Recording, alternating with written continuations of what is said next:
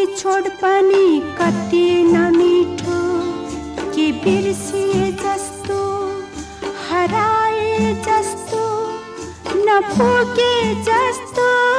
यो 2 दिनको बिछोड पनि कति नमिठो, के बिर्सिए जस्तो, हराए जस्तो, नपुगे जस्तो।